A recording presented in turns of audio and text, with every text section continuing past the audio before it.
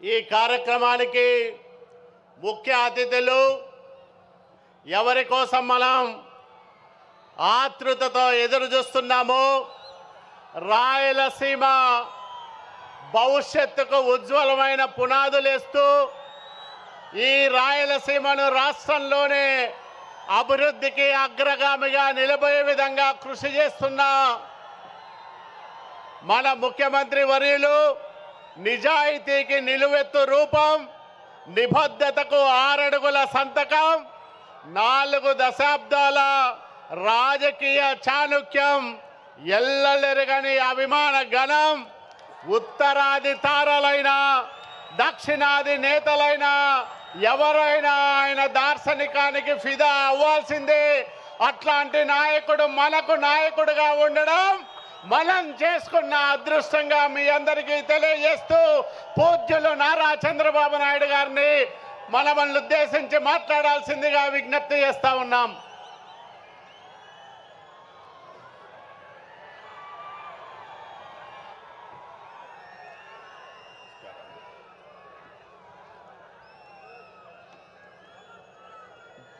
తమ్ముళ్ళు, ఆడబిడ్డలు,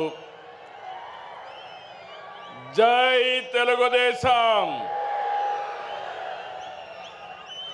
ఇంకా గట్టిగా రాయలసీమ గర్జన రాష్ట్రమంతా మార్మోగాలి. జై తెలుగుదేశం, జై తెలుగుదేశం, జై తెలుగుదేశం. अमर है एनटीआर, अमर है एनटीआर, एनटीआर अमर है. అందరికీ నమస్కారం. వేదికపై నుండే పెద్దలకి,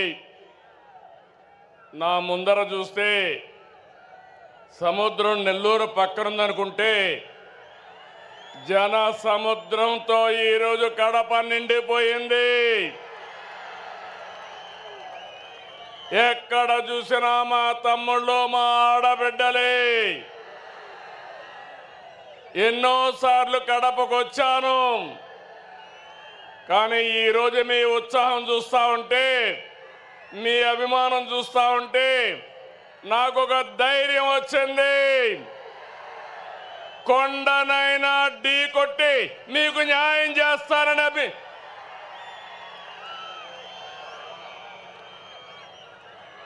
చాలా మీటింగులు పెట్టాం, మహానాడులు.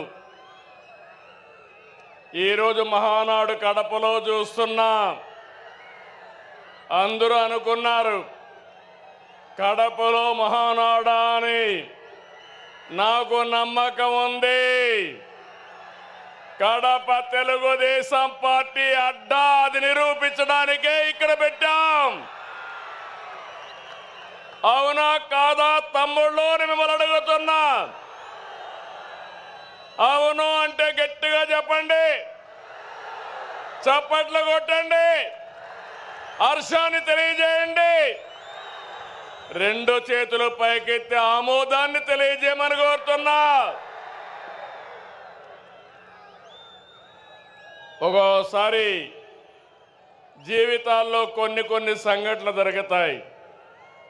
ఈరోజు కడప సంఘటన చూసిన తర్వాత మీరందరూ కూడా మంచి చేస్తే శాశ్వతంగా అండగా ఉంటామని మరొక్కసారి నిరూపించారు.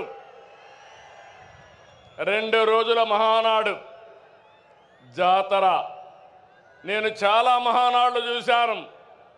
కార్యకర్తలు కూడా ఒక రకంగా వచ్చేవారు, కానీ ఈసారి మాత్రం ప్రతి క్షణం అనుక్షణం చాలా శ్రద్ధగా కూర్చున్నారు. బ్రహ్మాండంగా జయప్రదం చేశారు. ఈరోజు ఉదయం నేను చూస్తున్నా, అన్ని దారులు కడప వైపే. కడప దిగ్బంధం అయిపోయింది. ఈ గ్రౌండ్ చూస్తే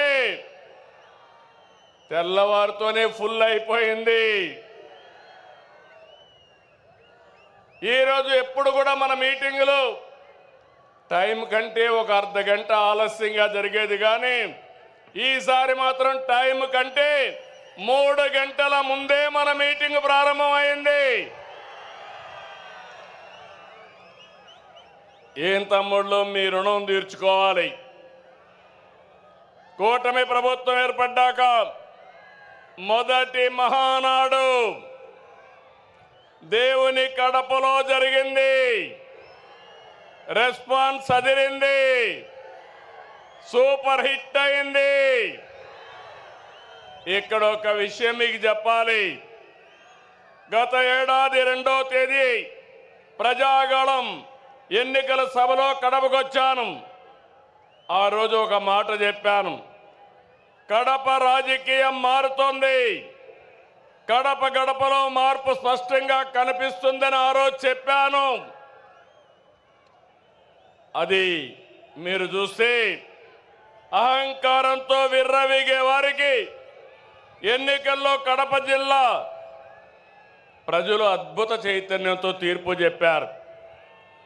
ఈ ఎన్నికల్లో ఒక కడపే కాదు, రాష్ట్రం ప్రతి ప్రాంతం అద్భుతమైన విజయాన్ని సాధించాం. ఉమ్మడి కడపలో 10కి 7 గెలిచాం.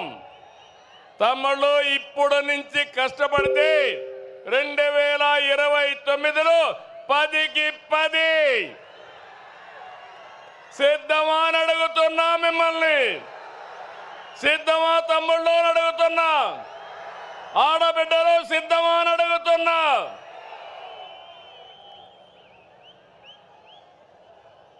ఈ ఎన్నికల్లో రాయలసీమ ప్రజలు అద్భుతమైన తీర్పిచ్చారు.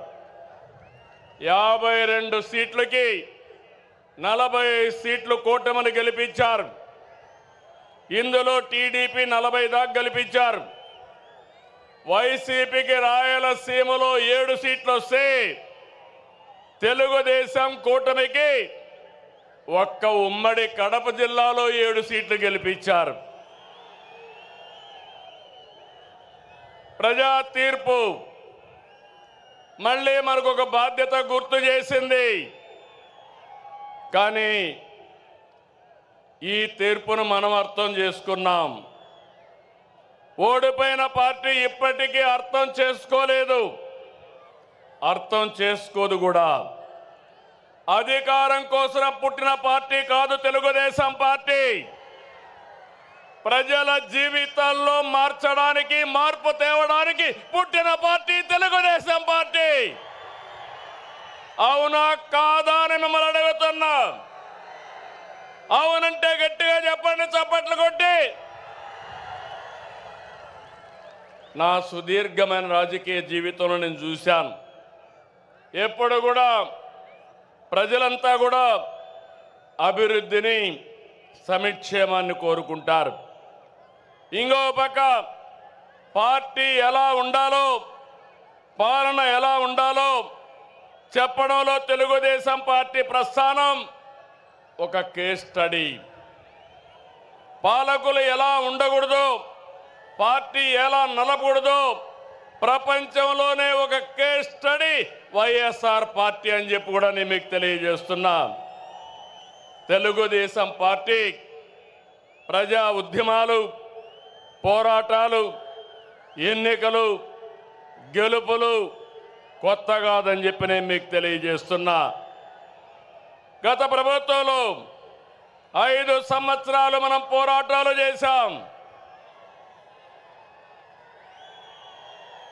హింసా రాజకీయాలు, హత్యలు, కేసులు, అవమానాలు, అవహేళనలు, బూతులు, అణిచివేత అన్నీ ఎదుర్కొన్నారు మా తమ్ముళ్ళు, మా ఆడబిడ్డలు. మీరే నా బలం, బలగమని మరొకసారి గుర్తు చేస్తున్నా. మొన్నటి విజయం వెనుక కార్యకర్తల పోరాటం ఉంది, మీ త్యాగం ఉంది, మీ కష్టం ఉంది. విధ్వంస రాష్ట్రాన్ని పునర్నిర్మిస్తామని మన మిత్రుడు జనసేన అధినేత పవన్ కళ్యాణ్ గారు